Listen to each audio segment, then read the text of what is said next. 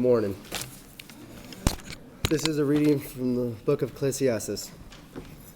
There is a time for everything and a season for every activity under heaven, a time to be born and a time to die, a time to plant and a time to uproot, a time to kill and a time to heal, a time to tear down and a time to build, a time to weep and a time to laugh, a time to mourn and a time to dance, a time to scatter stones and a time to gather them, a time to embrace and a time to refrain, a time to search and a time to give up, a time to keep and a time to throw away, a time to tear down and a time to mend, a time to be silent and a time to speak, a time to love and a time to hate, a time for war and a time for peace.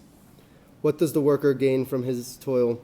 I have seen the burden God has laid on men. He has made everything beautiful in its time. He has also set eternity in the hearts of men, yet they cannot fathom what God has done from beginning to end. I know that there is nothing better for men than to be happy and do good while they live, that everyone may eat and drink and find satisfaction in all his toil. This is the gift of God. Thank you.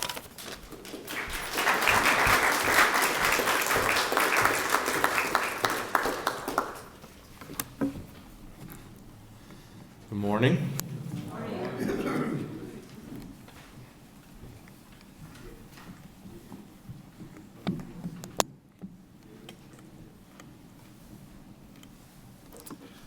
Ladies and gentlemen, esteemed faculty and staff, proud families and friends, and of course, the graduating seniors, welcome to the Oxford Academy Commencement Ceremony for 2025.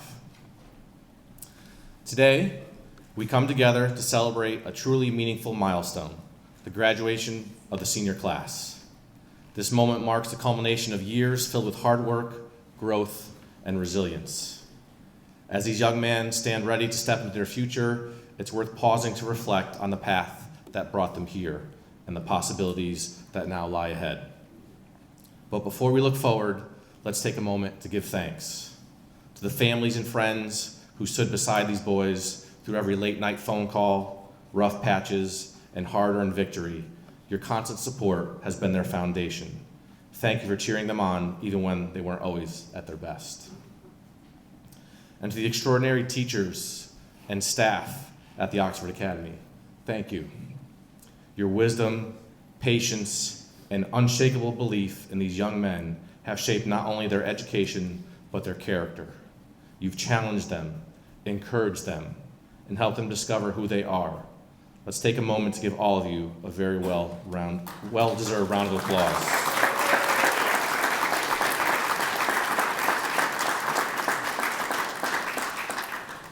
I would like to take a moment and show my gratitude towards Rich Connell, Oxford's chairman of the board, for his incredible leadership and guidance. Thank you, Rich.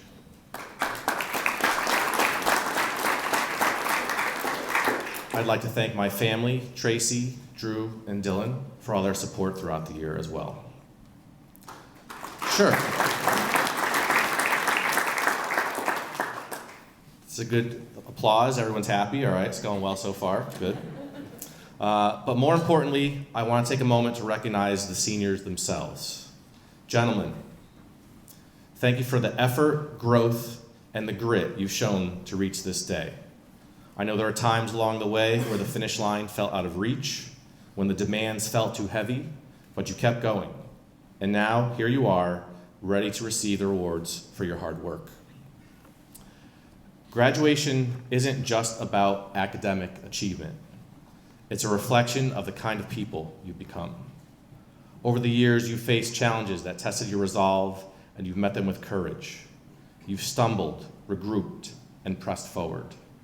Those difficult moments, they didn't define you, but they did shape you. They forged the resilience you'll carry into whatever comes next. So remember, failure isn't a wall, it's a stepping stone, and each one of you can lift every stepping stone higher if you let it. I want to also tell you that your time at Oxford has given you something even greater than knowledge. It's given you community.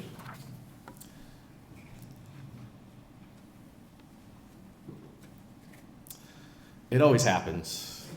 It's just a matter of when.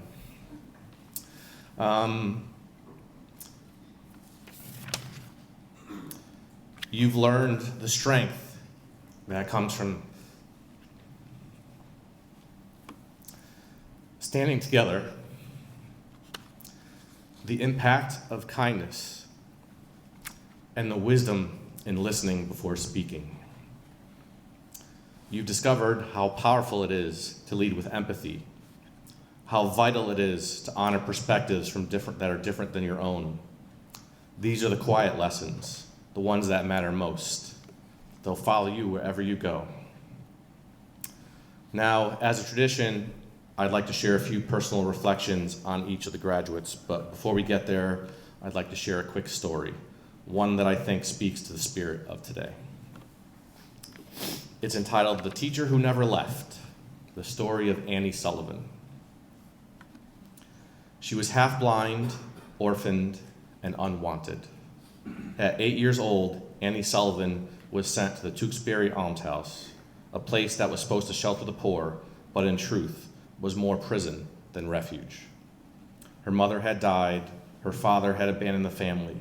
Her younger brother, Jimmy, clung to her side, coughing at night, whispering promises they'll escape. He died 3 months later in the same cramped, disease-ridden room they shared. Annie was left alone.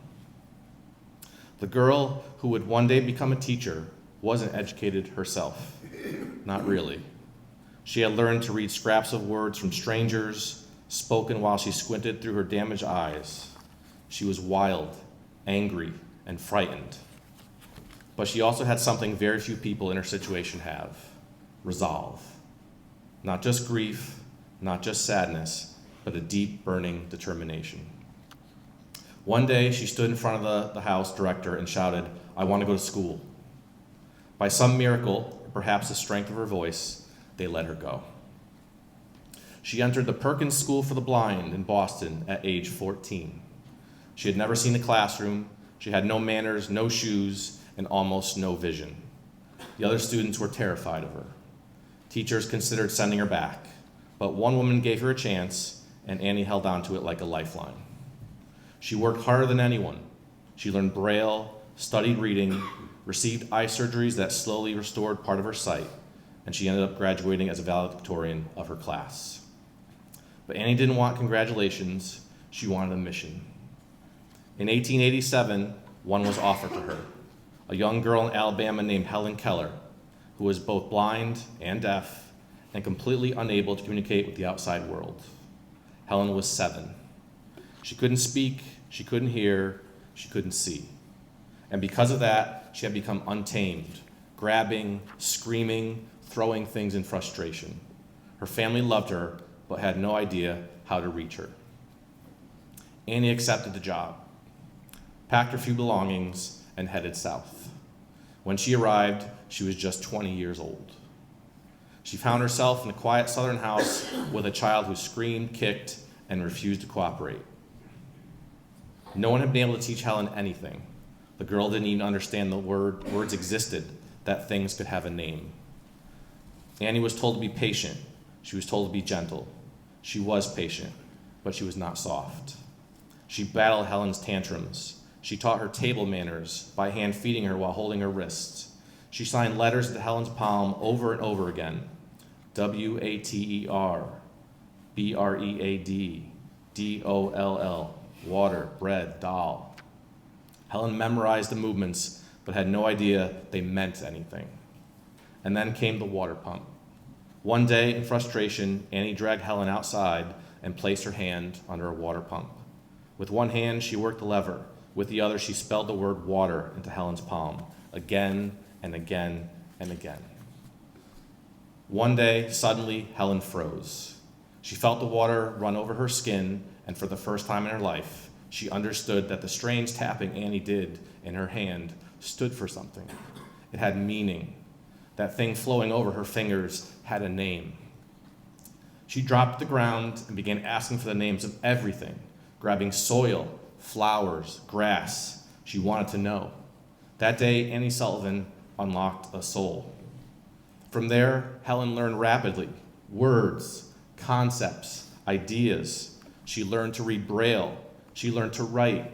She learned to speak by placing her fingers on people's lips as they talked and mimicking the vibrations. But more astonishing than Helen's progress was Annie's relentless belief.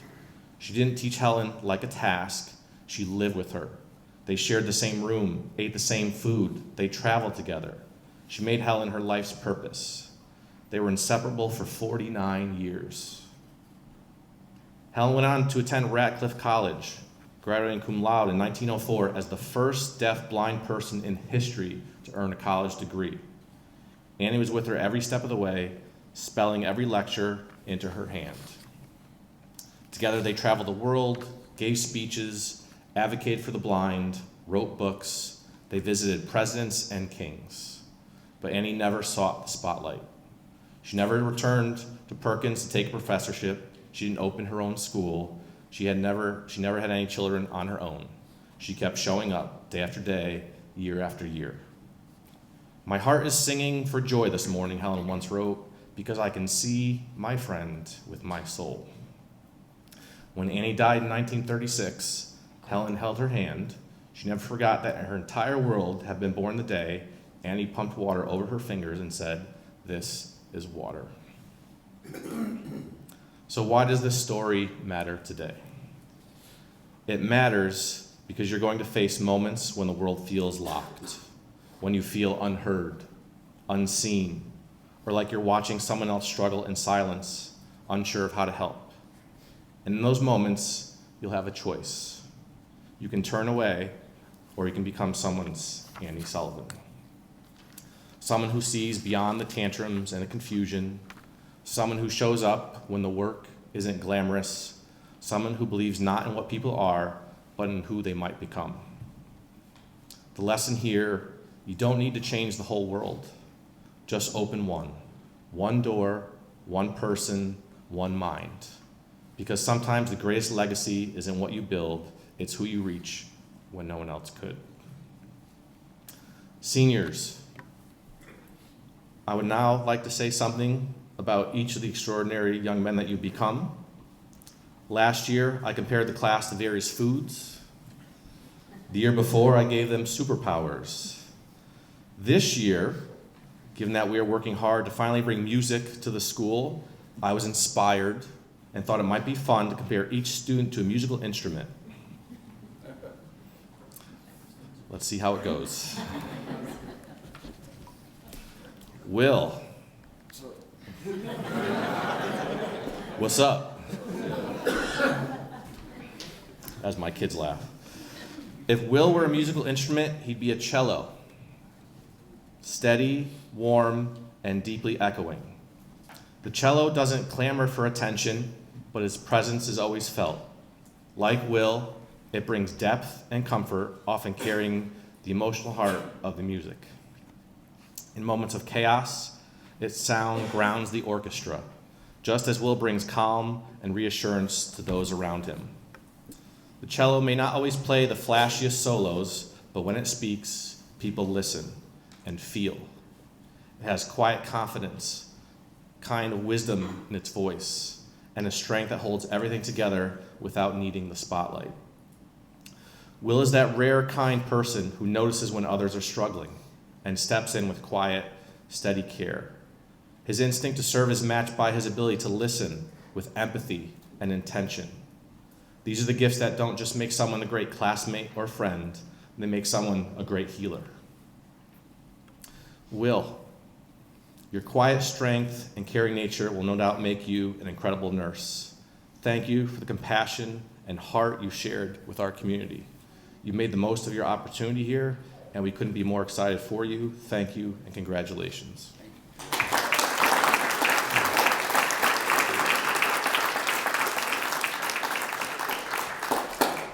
Charlie. If Charlie were a musical instrument, he'd be a grand piano. Classic, commanding, and full of strength. Like the piano, Charlie carries himself with relaxed confidence. He doesn't need to raise his voice to be heard. His presence speaks for itself. Whether in moments of celebration or challenge, he strikes just the right chord. As a leader, he has the rare ability to set the tone for those around him, not by force, but by example, thoughtful, composed, and steady. And of course, being British, there's a certain elegance in how he does it all. kind of natural poise that makes things look effortless, even when they're not. He balances tradition with forward thinking, much like a timeless piece of music played with fresh emotion. Charlie listens as well as he leads, and that quiet strength has brought out the best in others. There's a sense of reliability about him. You know that when Charlie is in the room, things are going to be all right. His sense of humor, too, is that perfect note at the end of a serious phrase, witty, unexpected, and always well-timed. Charlie, you've been not just a leader here at Oxford, but a role model and a friend to the entire community. You leave behind a legacy of grace, good cheer, and steady strength. Wherever you go next, we know that the world will be better for having you in it. Thank you for everything you've done for all of us here at Oxford. Congratulations.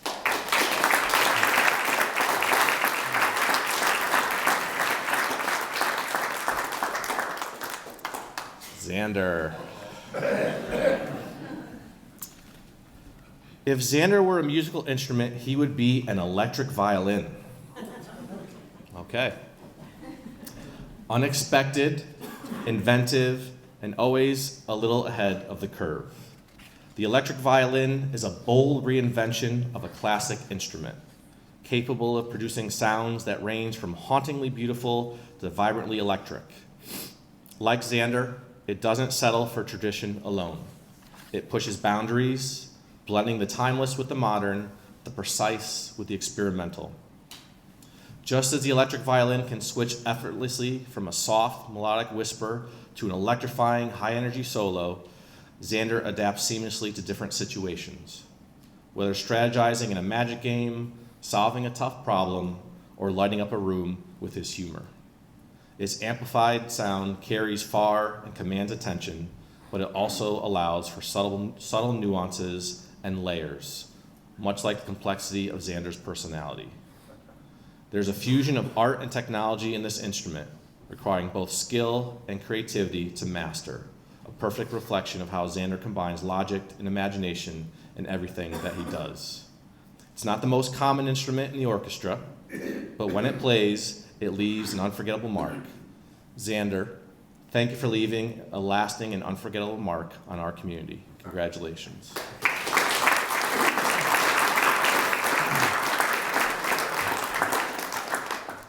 Trezor. If Trezor were a musical instrument, he'd be a drum. Resounding, steady, and full of life. Like a drum, Trezor carries the heartbeat of the group.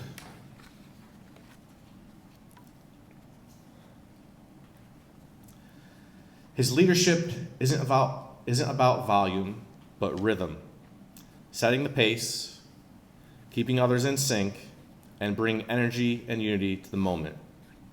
He's grounded, reliable, and strong, but also capable of incredible nuance, leading not just with his strength, but with feeling and awareness.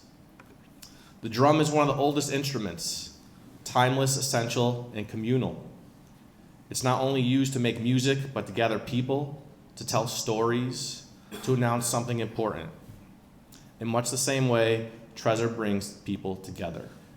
He doesn't just speak, he communicates. And when he moves, others move with him.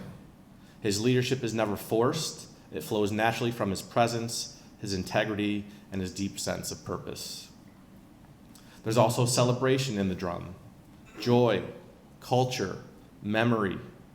Trezor carries his roots with pride, and his voice carries across boundaries with warmth and power.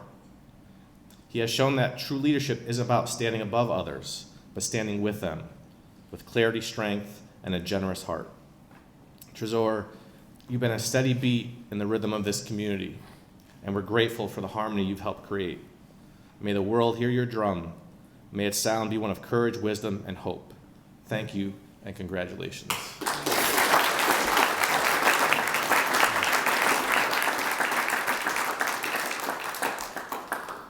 Alex. If Alex were a musical instrument, he would be a French horn.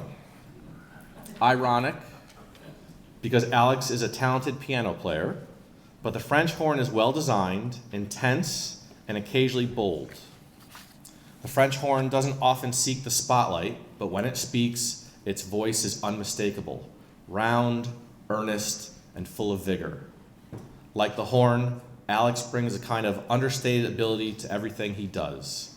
He's thoughtful, measured, and precise, but he also knows exactly when to make a moment soar. The French horn requires both finesse and courage. It's one of the hardest instruments to play, and that's fitting. Alex makes difficult things look easy. Just watch him play the piano.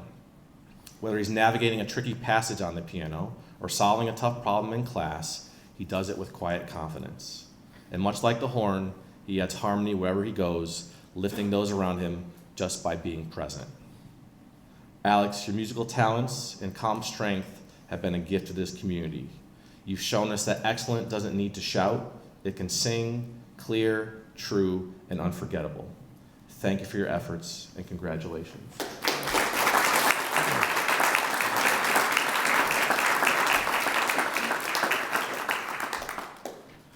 Will, what could it be? If Will were a musical instrument, he'd be a trombone. Bold, flexible, and full of character. The trombone doesn't rely on buttons or keys. It glides, slides, and sometimes squeaks. But when it locks in, the sound is rich and unforgettable. Just like Will, it might have a few wobbly notes early on, but give it time, and it will blow off the roof off the place. Let's be honest. Will's journey wasn't always a perfectly tuned symphony. There were moments like a trombone player in a marching band on a windy day where things got offbeat, sideways, or just plain stuck. But the best thing about Will, he never gave up. He kept showing up, adjusting the slide, and finding his rhythm. And when he bounced back, he didn't just return. He came back tenfold, louder, prouder, and with way more confidence. The trombone is also one of the few instruments that can be both soulful and slightly silly at the same time, which frankly is part of Will's charm.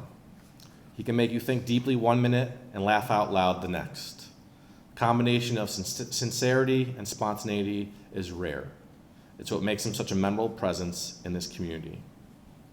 Will, your music has come a long way, and the best part is you're just getting started. Whatever stage you find yourself on next, don't forget your slide and keep playing with that big-hearted, slightly offbeat, totally authentic style that's all your own. Thank you and congratulations.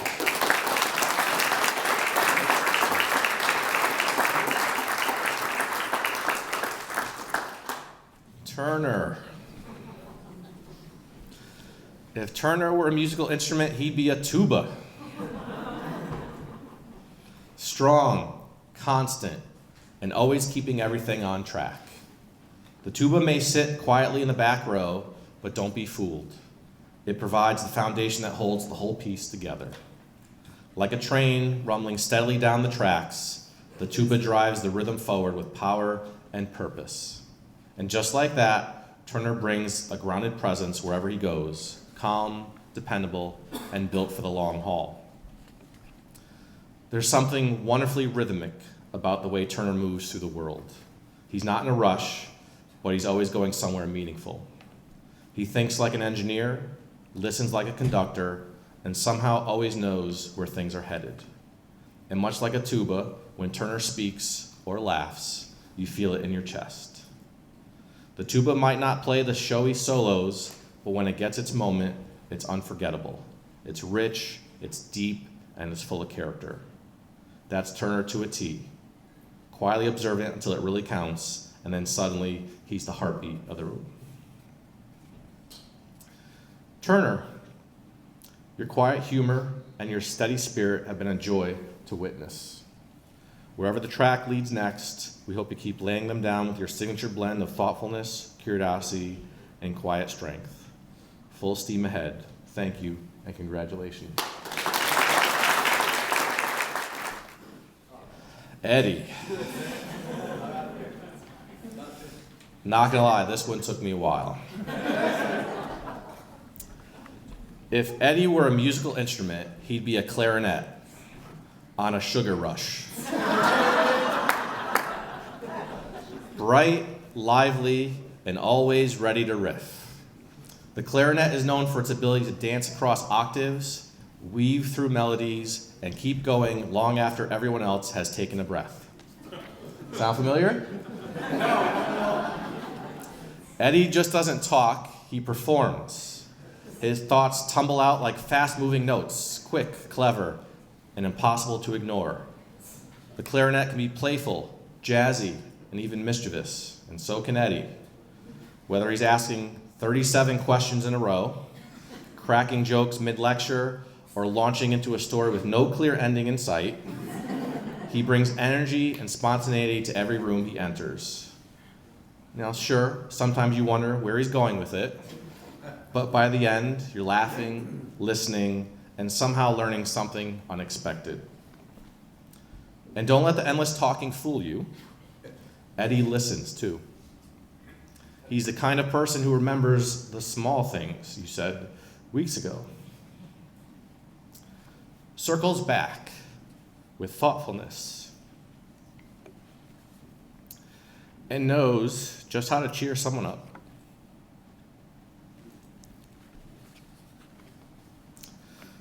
Like a great performer, he knows when to be the star and when to harmonize. Eddie, your voice, figuratively and literally, has been a big part of what's made this place come alive. You fill the halls with sound, spirit, and a whole lot of laughter. Keep speaking your mind, share your stories, and playing your one-of-a-kind music. And just maybe, give your future roommates a little warning first. I'll miss our daily morning conversations. Thank you and congratulations.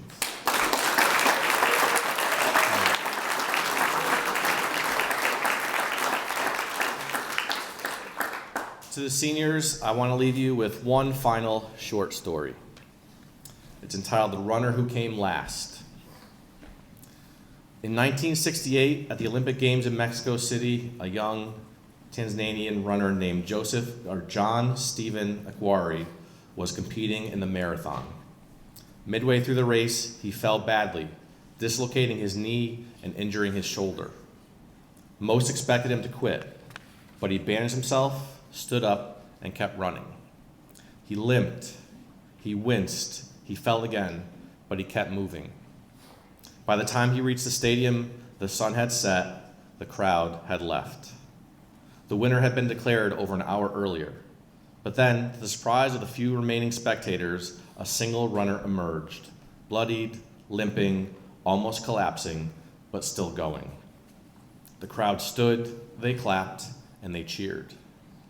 Afterward, a reporter asked him why he hadn't stopped. He replied, "My country did not send me 5,000 miles to start the race. They sent me 5,000 miles to finish it." Graduates, today is your starting line. But the truth is, your race won't always go as planned. You'll trip. You'll get hurt. Others will sprint past you. And there will be moments you'll want to stop. But if you remember this, your purpose was never to win every moment or every race, but simply to finish with honor. And if you can do that, you'll carry something always with you that's greater than a medal. So to the senior class of 2025, may you walk through life with open hands, open eyes, and an open heart. May you find joy in the small things, courage in the hard things, and meaning in the unexpected places. And wherever your path takes you, may you always remember you were made for more than just success. You were made to matter. Thank you all for being a part of the Oxford community. Congratulations.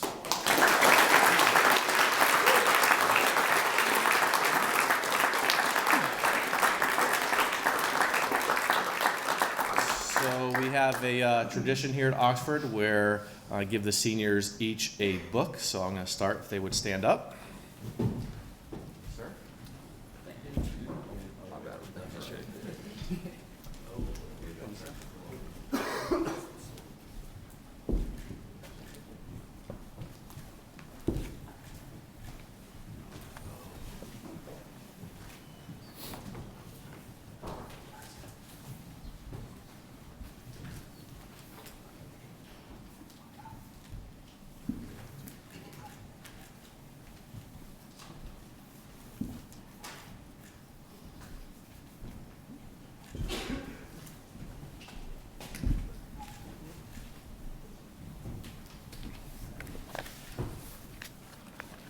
gentlemen.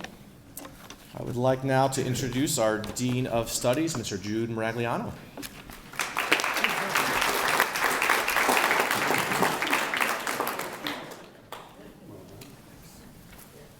Thank you. Welcome, everybody. So as the Dean of Studies, it is my privilege and the privilege of the faculty to honor the graduates for selected awards. Some of those awards are in athletics, some in academics, and some for just a personal achievement. I would like to begin by introducing Mr. Michael Lindquist, Oxford Academy's Athletic Director.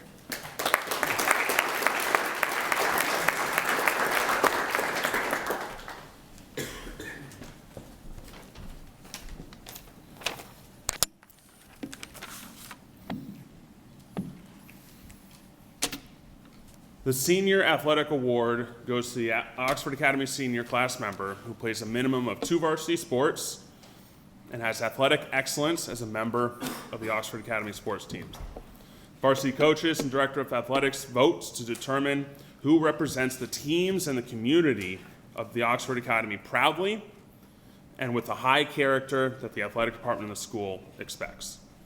This exceptional student athlete embodies a spirit of sportsmanship, leadership, and perseverance, demonstrating unwavering commitment to their craft while inspiring those around them with passion and determination. While this award is for the past academic year, all years of this student's time here at Oxford are taken into consideration. This individual meets all those requirements and exceeds them. One other characteristic stands out with our award recipient: unselfishness. For preparations into the soccer season, there was concern between myself and Mr. Price, our coaches, that our starting goalie last year had graduated. The concern dissipated on day one. This individual took the goalie gloves and said, "I'll be goalie." I asked, "Have you ever been goalie before?" He shrugged his shoulders, trotted off towards the goal. And at that moment, we knew we had our starting goalie. This individual is a natural leader, an instant captain, and will truly be missed not only on the sports fields, but also in the dorms and the classrooms. I now have countless of that story and other stories that I will cherish and retell to new Oxford students of our 2025 Athletic Award recipient, Trezor Irikozak.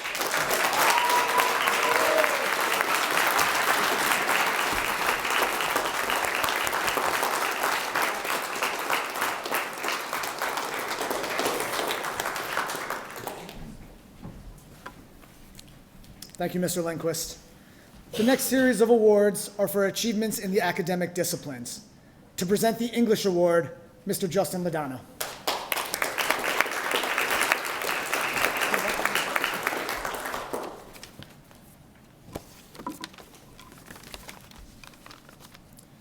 Before I met our next award recipient, I had no idea how little I knew about trains. This student has taught me a lot about trains, but more importantly, reminded me the importance of never losing your inner child. It is nice having a voice around campus who reminds us that no matter how crazy the world gets, you should always take a moment to remember the things that make us smile as a kid, like running through a sprinkler on a hot day, or building a snowman, or watching a great big train roll by the countryside. This student brings these feelings out of others, both in conversation and in writing. In his creative writing class, he was able to take his reader to new immersive worlds beyond this galaxy, alive with different types of dynamic characters.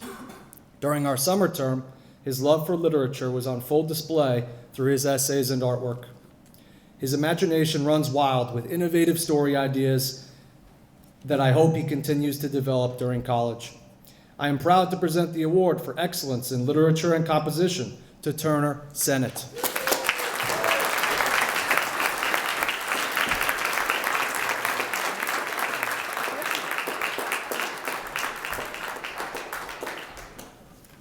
Thank you, Mr. Ladano. To announce the Math Award, Mr. Andrew Rhodes.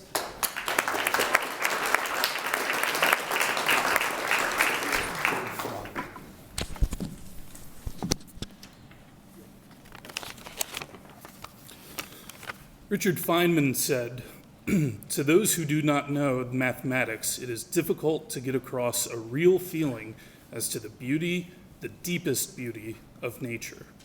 If you want to learn about nature, to appreciate nature, it is necessary to understand the language she speaks in." The student I have the privilege of offering the 2025 Math Award to has exemplified a desire to understand nature and the world around him by consistently challenging himself with the rigors of AP courses. The winner of the Math Award is Xander Hagen.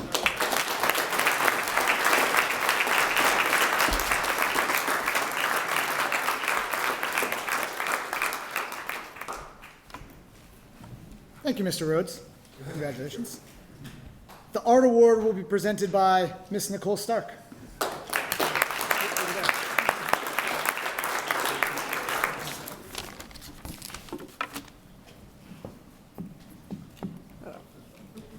Good morning. I am grateful for the opportunity to present this year's Art Award, which is going to a student who is most deserving. He always worked hard and open to whatever projects I threw at him. Over the course of the year, he's worked on everything from designing our yearbook cover to stylizing his own graffiti alphabet. At the end of our third term, he wandered into what some might assume is a supply closet, only to find our darkroom. Immediately intrigued, he asked if he could learn photography. He picked up the process quickly and was developing film and enlarging prints on his own in no time.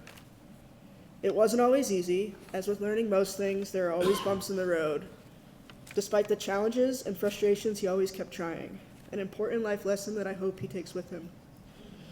I'm going to miss having him as a student and classroom DJ very much, but I'm so excited for him and his next adventure. This year's Art Achievement Award goes to Charlie Fain.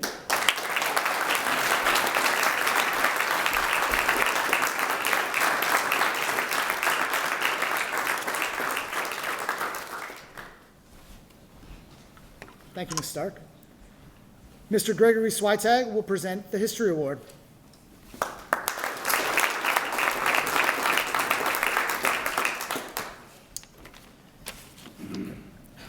The Social Studies Award for Superior Work and Achievement is presented to the graduate who illustrates a high level of understanding of social studies in and out of the classroom, while showcasing genuine interest in learning new cultures along with sharing their own.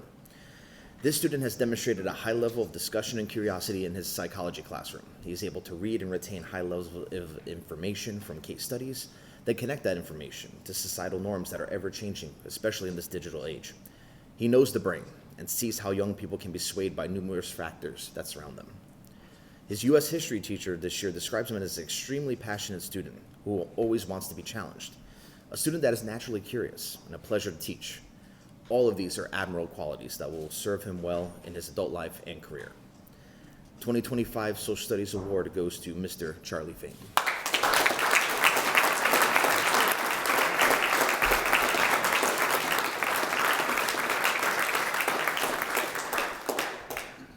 Thank you, Mr. Swytag.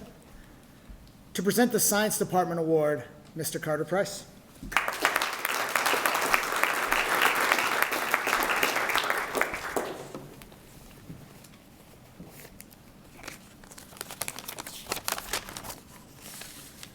Our Distinguished Science Scholar Award this year goes to a student who can uphold some of the core virtues of a good science student: curiosity, hardworking, and consistency. Every good scientist has had to embody these virtues to succeed in their field. Every exploration, invention, or discovery began with a spark of curiosity and was brought to life by the hard work and consistency that followed. This year's awardee has been a model of consistency in his science classes during his time at Oxford. He is adaptable and flexible with his learning, able to excel in one-on-one classes, as well as collaborative group labs and projects. Those projects included inertia studies with go-karts, model boats in the study of buoyancy, reverse osmosis and maple sugaring, and more. If you purchased Oxford maple syrup this year, you will find this scholar's label design on the bottle. This design represents this year's winner as a science student, professional and classy. Please join me in congratulating this year's Distinguished Science Scholar, a man who says a lot with few words, Trezor Irakoze.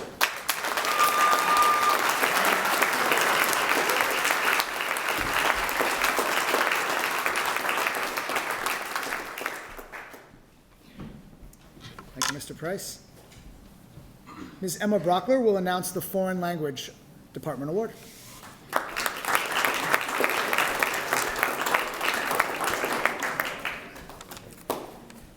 In the words of his teacher, Mr. Celentano, learning a language is a challenging endeavor that requires memorization, patience, and interest. Before age 10 is the best time to learn a new language because our brains start to shift as we absorb complex grammatical rules in teenage years. For a high school student, starting a new language isn't an easy sell. Will they know enough to use it in conversation? Will it be hard? Does the teacher only speak in the new language? These uncertainties are discouraging, and it takes someone with ambition and curiosity to wholeheartedly jump into this kind of learning. The winner of this year's Foreign Language Department Award is a young man who is enthusiastic, reflective, and intellectually curious. He went above and beyond to learn the necessary skills by regularly applying his background in Latin to better understand the nuanced communication skills of a foreign language. Within his first week of Italian, he was seeking peers to practice with every day. He wanted to grow his practical uses of Italian and apply himself to this pursuit of academia in and out of the classroom through genuine colloquial language. Culturally, this young man challenged himself to thoroughly explore historical and contemporary topics like food, tourism, and art. Again, building on his knowledge for Roman culture, he would emphasize the reasoning behind why cultural practices evolved as they did. He deserves to feel proud of his dedication and progress to share in a global communication that can only serve to open his world. While he was here, we are grateful that he was an Oxford leader, a role model, and a learner.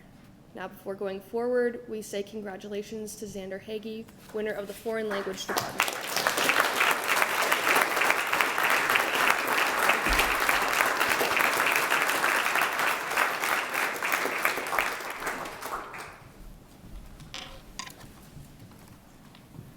Thank you, Ms. Brockler. Those were the department awards. At the end of the year, the faculty gets together, and as a whole, we meet and we talk and discuss about the next few awards that are given. What happens is that somebody comes up with a name, and they volunteer this person and give a small quirk about, or a little factoid about why this student should be chosen. And then the other faculty members get to join in and chime in as to these stories of how these students do these special things that need recognition. What happens is then we go around the room and there's a secret ballot cast. This first award is for international understanding. It'll be presented by Mr. Zach Hayden.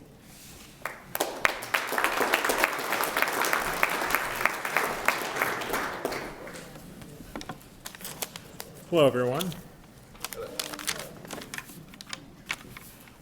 The award for international understanding is given to an Oxford senior who speaks more than one language and acts as an ambassador for his country of origin. Ideally, this individual is curious about the world, appreciative of its beauties, and willing to engage with people from diverse cultures. This year's recipient has been a community leader, but leads as a listener as much as a talker. He is an earnest and deep thinker, but also a source of laughter, joy, and caring. I think the world would be closer to true international understanding if we had leaders who listened more than they talked and viewed caring about others as a sign of strength. Trezor Irakosa, you have modeled these traits at Oxford, and the faculty have voted to honor you with the Award for International Understanding. Congratulations.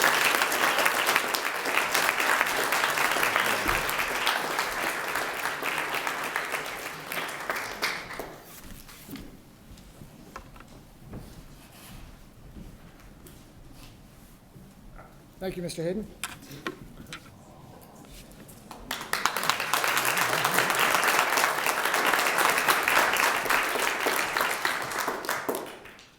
The next award is also voted on by faculty in the same manner. It recognizes a student for academic progress. This looks at when a student entered Oxford and where they ended at Oxford. This award is about how much they gained, how much they grew, and where they are now. With that in mind, I've seen this young man grow and develop, both academically and socially. He makes this community a better place. With the many conversations I've had with him and his teachers, I have found that Oxford Academy has been his home, and I've seen no one be a bigger champion of that. Watching his path at Oxford, he pursued many interests while progressing academically. He spent time delving into photography.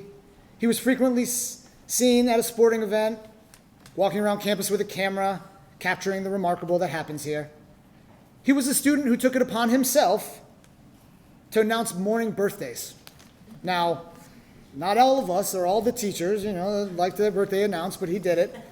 He was a leader at Oxford Nation. He's a charismatic and a passionate leader. I encourage him to never lose his curiosity to be a lifelong learner. And for my advice for him, mistakes are some of the biggest teachers, if and when we learn from them. I commend him for the progress he has made in his years at Oxford. He has indeed made significant academic progress. Eddie Tawal, I'm proud to offer you this award.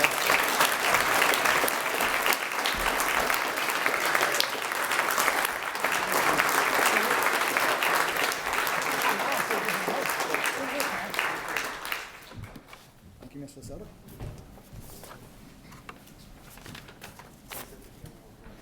The next award is also voted on by faculty, and it recognizes a student for academic achievement. The award is entitled Superior Academic Achievement. Today we are celebrating a student who has earned honors for every term he was eligible for here at Oxford. That's a pretty big feat. What I find so impressive about this student is that day in and day out, he would always work at such a high level. On his own, in a group, or with his teachers. In my conversations with everybody, I've found that laughter came up time and time again. This is a great quality. He has a quiet seriousness about him that lets you know he does a fair amount of listening. He's steadfastly loyal, dangerously polite, but when it's time to enjoy, he's right there in the thick of it. He's the kind of student and person that when I read his comments and they say things like, helped organize a new endeavor for our science department, I could see that in him. Or when a teacher says in a comment, independent work this year clearly demonstrated that he is ready for college level. Or great thoughtful presence and quiet confidence he brought to every discussion, project, and challenge we faced together. And that sums up the Oxford Academy experience. Students and teachers facing it together. But mostly, teachers stated the conversations were full of depth, humor, and intrigue. It's lovely. That's a lovely sentiment. This student has natural curiosity and desire to succeed that showed up through all of his hard work with much consistency. Much should be said about his accomplishments over the time here at Oxford, as he was a dorm rep, no detention dinners, physics guru, Project 2106, the list goes on. Suffice it to say, from the recognition we have all heard here today, that on behalf of the entire faculty, I am pleased to recognize Treasurer Irda Koz for superior academic achievement.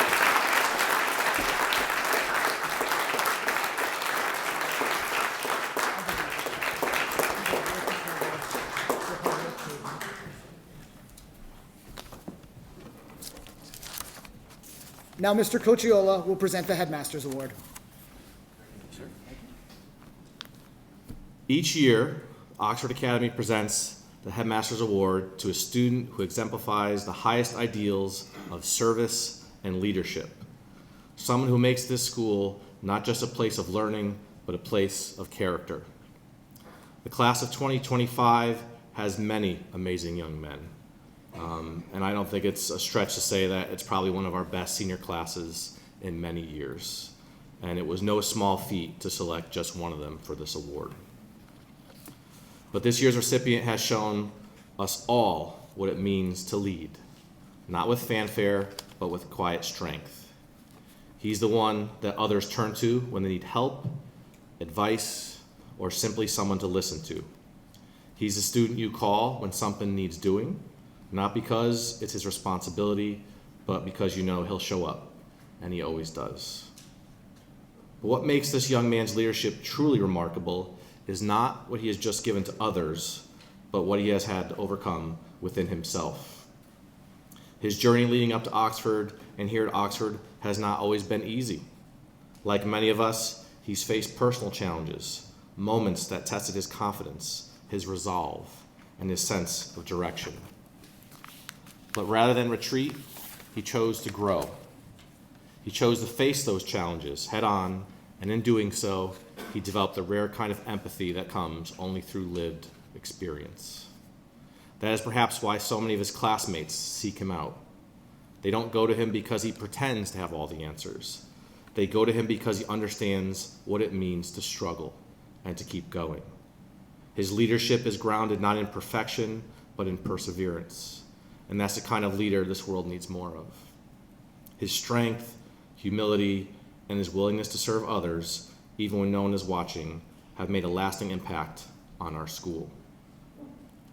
He has shown us all that knowing yourself isn't just a personal journey. It's a foundation for helping others find their way too. It's my deep honor to present you with the Headmaster's Award winner for service and leadership to Charlie Fain.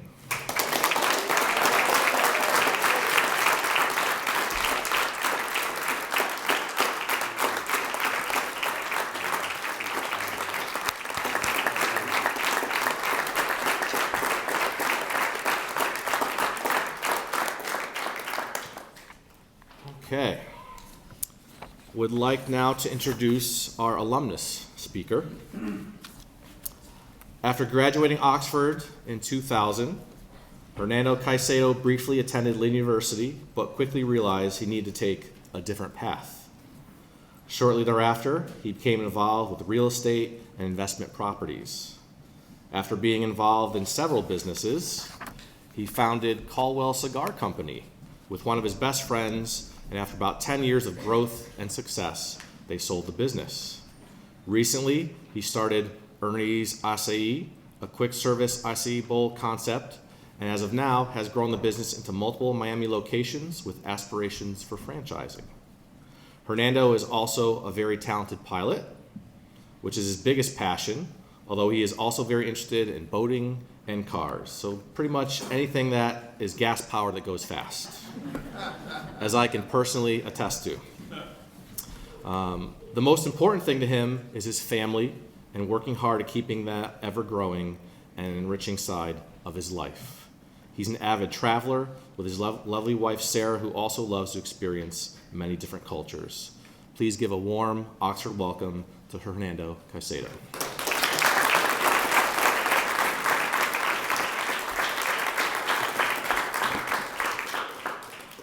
Good morning, everybody. I'm happy to be here, and boy, does this bring back some memories from back in the day. And I have a speech, but I had to touch on something after hearing some of the words that Coach said. And part of my speech, a big part of it, is the people in your life and the people that influence that life of yours.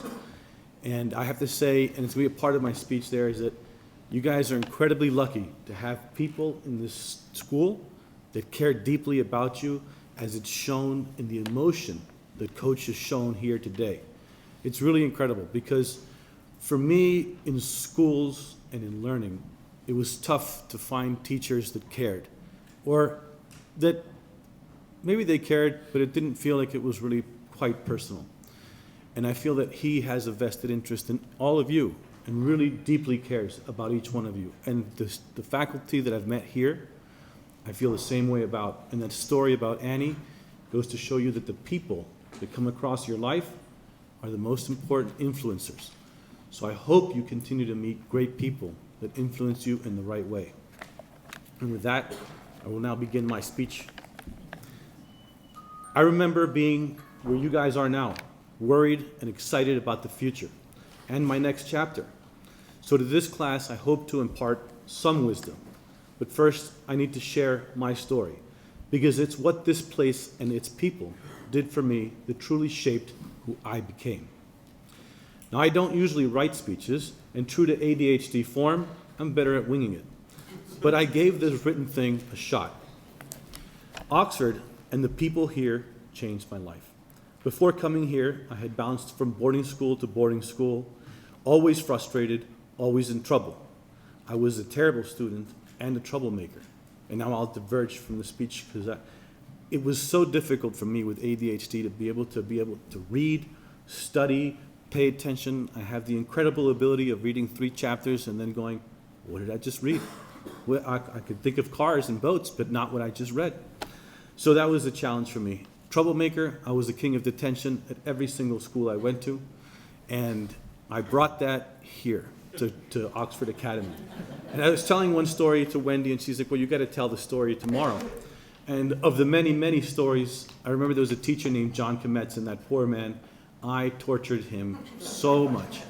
And there was one great story where we were in study hall, and I had set the clock forward about an hour and a half. And half an hour into class, I say, hey, Mr. Commencement, you gonna let us out of here or what? He said, what are you talking about? We still got like an hour and a half to go. I said, no. Look, the study hall clock, it says it's, we're here, it's done, it's 9, we got to go home. And he's like, wow. He looks at his clock and looks at his watch, looks at the clock, looks at the watch. That must not be working. The study hall clock's always right. All right, guys, you're free to go. Have a great night. In major disbelief, we all piled out of the study hall, and Mr. Susi, Mike Susi here, who's with us today, the bald man in the back, happened to be, he was a dean of students and forgot something in his office and had to come walking in.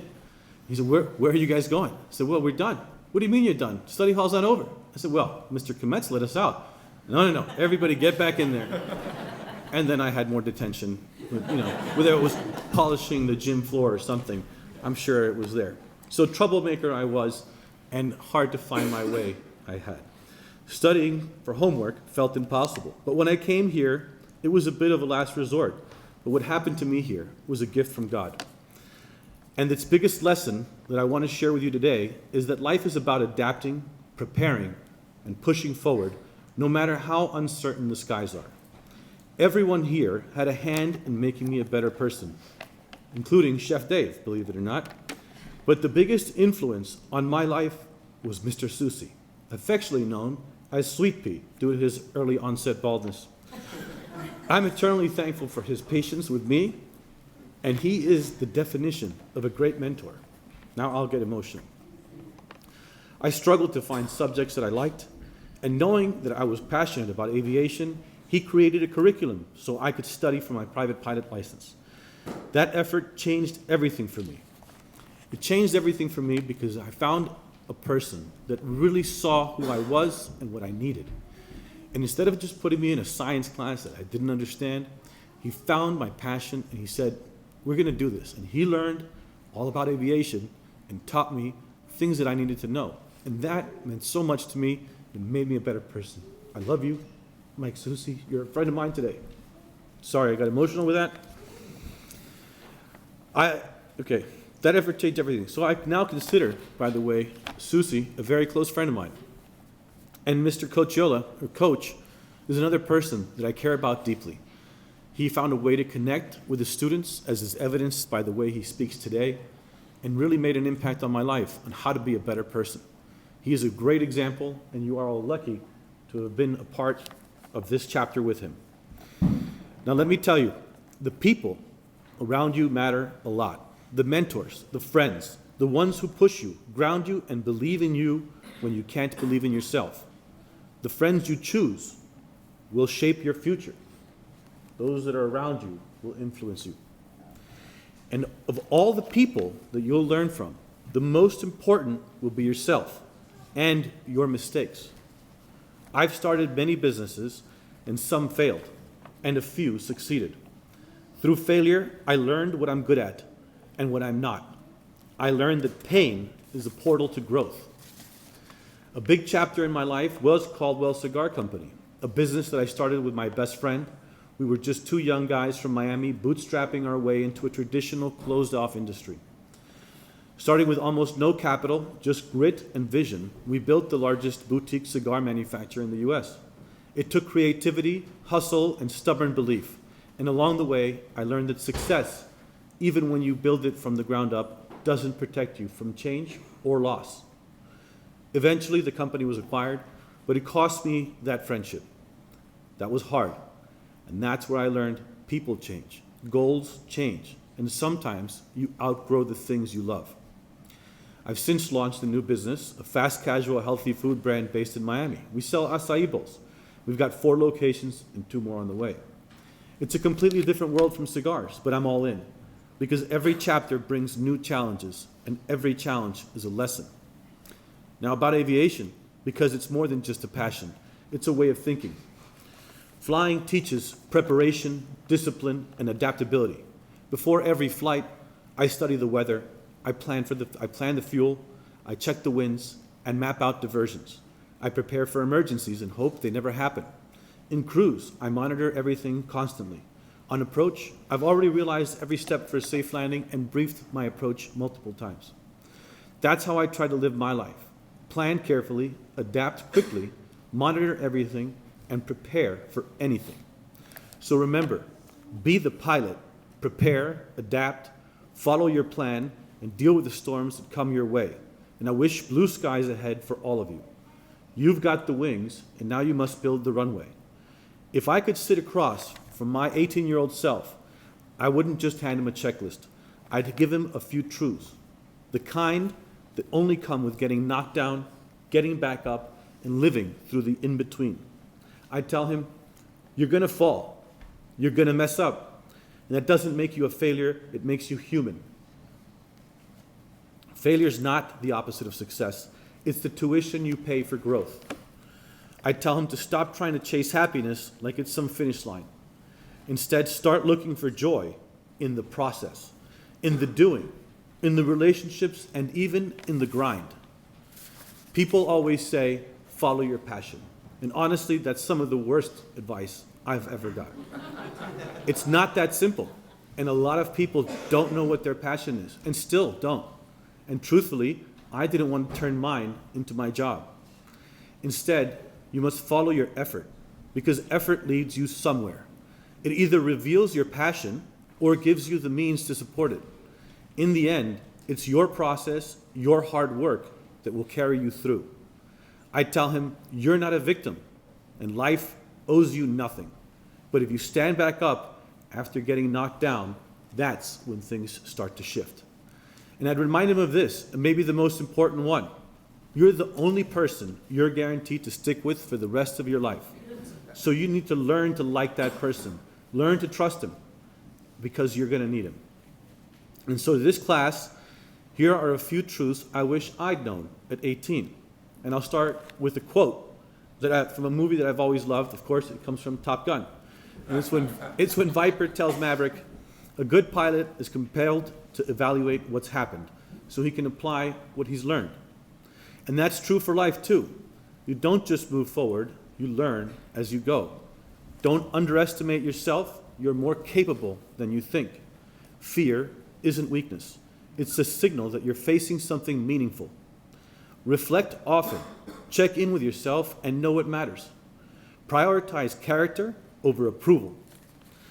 Just because you can does not mean you should. Focus on the doing, not just the win. Where you are now is just a starting point. It's not your final chapter. You write your own story. No one else holds the pen. Learn to let go, to fail forward, and most importantly, turn the page. And that's it. I wish you guys all the best.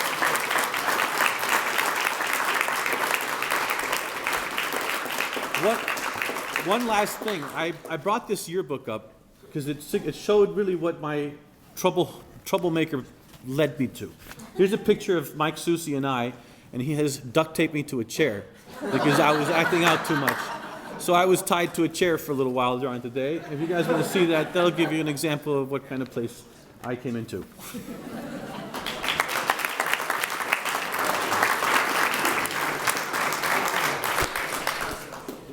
Well, Mike, that was better than I thought it was going to be. So I started here in 1998, and so Hernando was one of the first students I met, and it was almost the end of my career in 1999 after that experience. But if you had told me that every year I would go down to Miami and get in a plane with Hernando Caicedo, I would have had you drug tested. But truth be told, I look forward to it every year. He is a very talented pilot. A couple years ago, We went for the most expensive tacos, I think, on some island. And he lands the plane in a grassy landing strip, which I assumed was okay. And we get out of the plane, and a bunch of guys come over and it's like, wow, like that was impressive. And I just thought, like, he was a very good pilot. I said, yeah, people don't usually use this landing strip. I was like, well, that would have been good to know ahead of time. But he did it with unbelievable skill, and it's a valuable lesson for me to invest my time and love for these boys, because who knows, years down the road who I'll be visiting and hearing what wonderful things that you guys are doing with your lives. So it's wonderful to have Hernando back. Every year, the senior class votes for one of themselves to represent the class and speak. And this year, they voted for Mr. Charlie Fain.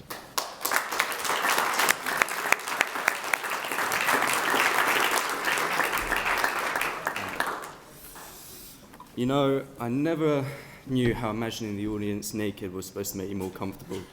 Honestly, I just feel uncomfortable right now, especially with Mr. Lasoya right behind me. Good afternoon, ladies and gentlemen, today. It's an exciting day, the day we've all been waiting for. We finally graduate. When I first showed up here, some of us not really sure why or how. We probably all expected something a wee bit different. Maybe a reset. Maybe something fresh, a fresh start. Maybe some way just to get through school without totally losing it. Whatever it was we thought we were going to get, most of us didn't end up getting that. Not exactly. And honestly, that's okay. Because what we're leaving now is something bad. It's something real. It's something personal. We didn't come here to have a perfect high school experience. And let's be real, we definitely didn't get one here. Our high school years were riddled with chaos, COVID lockdowns, a war in Ukraine, getting called into Mr. Marignano's office for using ChatGPT for an essay, and, of course, the heroic battle with face acne and patchy beards. It wasn't a dream teenage experience, but you know what? We all showed up. We all still found ways to make it work. We made it through some weird times, like Zoom class in pajama bottoms and panic about due dates, or lying about how the Wi-Fi was down so we wouldn't need to show up. The truth is, this school taught us things that we didn't know we needed. Not just how to finish an assignment or pass a test, though we did plenty of that too, but how to stay in a room, how to try again after messing up, how to breathe through a disciplinary committee meeting with Coach in Lesotho, going about how ridiculous what I've done. And those lessons, they're going to mean more about the real world than anything in a textbook. Because that's where we're headed now, into the real world, into adulthood, whatever that means. Some of us going to college, some of us are working, and some of us are still figuring that out, and that's okay. There's no map, there's no one-size-fits-all plan. And that's something not to fear, that's a good part. Because that's now how we get to choose. As Master Ugo once said in the movie Kung Fu Panda, one often meets his destiny on the road that he takes to avoid it. So maybe not having a map is a bad thing, unless you're a panda in the middle of a movie with no Wi-Fi for some reason. But there we go. We get to decide who we want to be, what kind of lives we want to build, and what kind of people we want in our corner.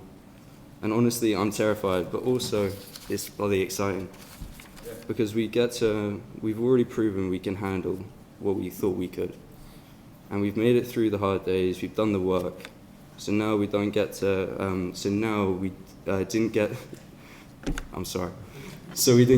what we came for. But we're walking away with something better. We're walking away with ourselves more than we did before. We're walking away with the kind of strength that isn't loud, but it shows up in small moments. How we speak to people, how we speak to ourselves, how we carry ourselves.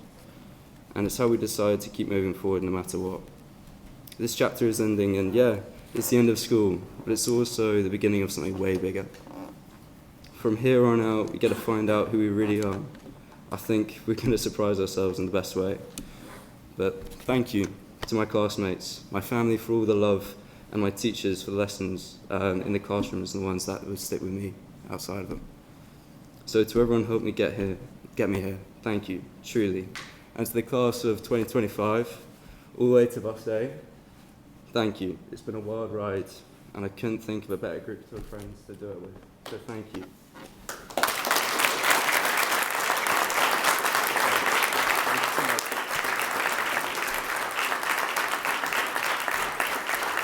Every year, the senior class also selects one of the faculty to represent them, and this year they voted for Mr. Justin Kinney.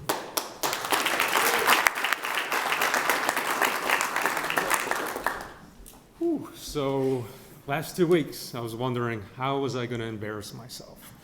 And it turns out that happened within 2.2 seconds of me sitting where I wasn't supposed to be. So since I got that out of the way, I'm going to really go for it and start off in an unorthodox way.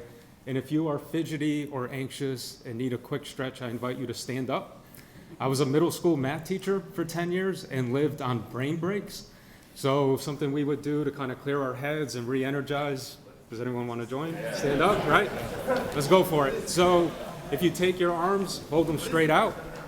Take your right hand, put it on your nose. Now take your left hand and... All right. Two for two. All right. Oh boy. All right, keep this. We've got right hand, nose, left hand, ear. Now you're gonna do this and switch with your left hand and your right ear on the other one. All right, ready? So arms out, right hand nose, left hand ear, and then try to switch with your left and do the other.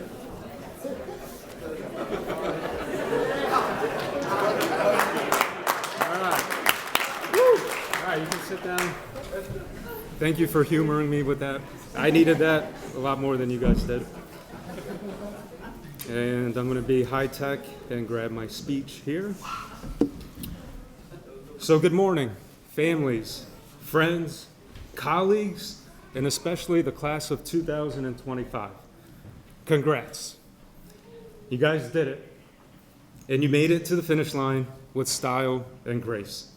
Today, we celebrate as a community your once-in-a-lifetime milestone.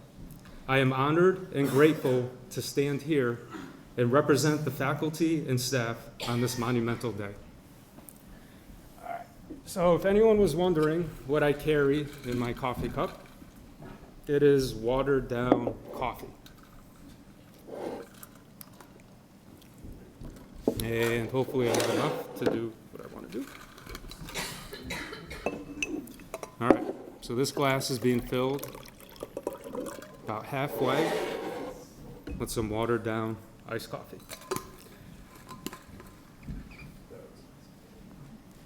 You guys may be wondering, is this glass half full, half empty, or neither? And if Chef Dave asks, this glass is not from the cafeteria. All right, so the answer to how full or empty this glass is really based on your perspective, your state of mind. Whether you are an optimist, a pessimist, or neither. There is no right or wrong answer per se. You could even look at this glass in other ways, such as from the perspective of a relativist, and say it is both half full and half empty. You could take the view of a physicist and say it is half water and half gas. You could even do what an artist would do and use the glass to wash your brushes. You guys have the choice to look at this glass and the people and situations in your life however you want. Keep in mind, though, that studies prove you will overall feel happier if you look at the brighter side of things, if you focus on the positives in your life, if you are grateful for the things you have, and if you think to yourself that your glass is more full than it is empty. Each of you will choose how you will remember your time and experiences here at Oxford Academy.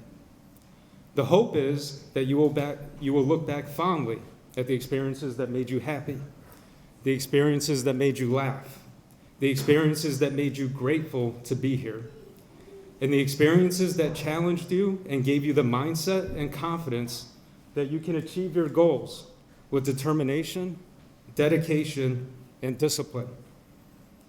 Whether your glass was more empty or full when you began your journey here, you are all graduating today with your glasses full. Maybe wondering what this was for?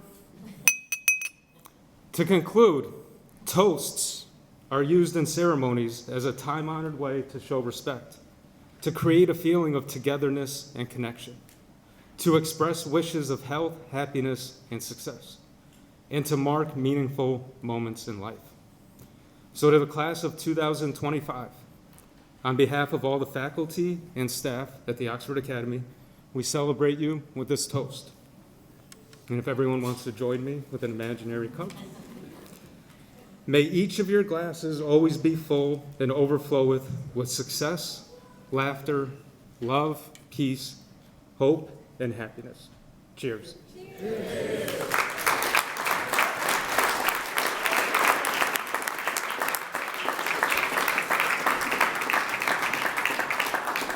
Thank you, sir. Thank you for all the speakers. We have finally arrived to the point why you're all here, right? And that is to give these young men well-earned diplomas. So with that, I'd like to bring up Mr. Maragliano.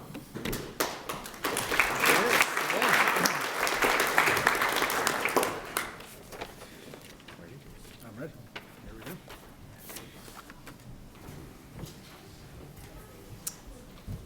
The class of 2025, William Homer Barteski.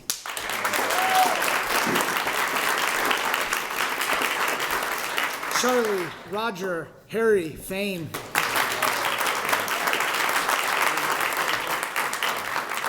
Alexander Hagee.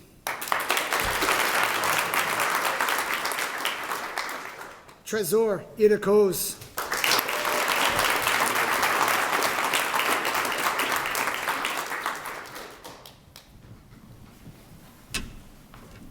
Alexander James Jordan.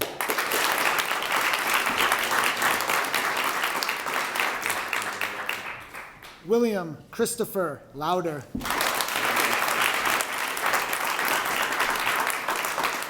Turner Neil Sinet.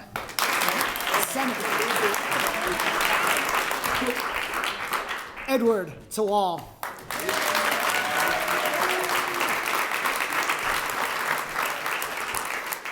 I now present to you the graduating class of 2025.